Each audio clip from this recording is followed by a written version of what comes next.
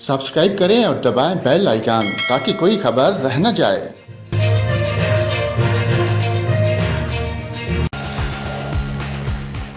अस्सलाम वालेकुम नाजरीन, आपको अपडेट दें जहां इस वक्त लाहौर में सैलाब की वार्निंग जारी है और सैलाब से खतरे के पेश नज़र दरिया रावी के किनारे मुकीम लोगों को महफूज मकामात पर जाने की हिदायत की गई है। वहीं लाहौर के शहरी बड़ी तादाद में सैलाबी सूरत हाल देखने के लिए लाहौर में दरिया रावी के किनारे पहुंच गए। नाज़रीन, आपको बताएं, भारत ने पीर को दरिया रावी में 1,70,000 क्यूसेक पानी छोड़ा था, जिसके बाद PDMA ने बलाई इलाकों में निचले दर्जे के सैलाब का खतरा ज़ाहिर किया था। बुध को लाहौर से जो पानी गुजरा इसमें 10,000 क्यूसेक का इजाफा देखा गया, जबकि चिसर के मकाम पर दरिया में पानी की आमद 45,720 क्यूसेक रिकॉर्ड की गई थी।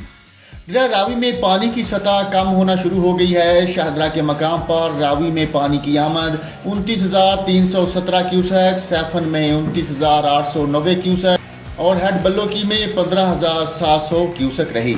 दूसरी तरफ दरिया से मुलैका ज़िला में फ्लड रिलीफ कैंप किए गए हैं और सैलाब के खतरे के पेश नज़र तमाम ज़रूरी इंतजामात मुकम्मल कर लिए गए। सैलाब ज़दा इलाकों में रिलीफ कैंप किए गए हैं, जहां मुतासरीन को खाने पीने की अशिया, तिब्बी इलाज और ट्रांसपोर्ट की सहूलियात फराहम की जाएंगी। PDMA और दीगर महकमे किसी भी हंगामी सूरत हाल से निपटने के लिए पूरी तरह तैयार हैं।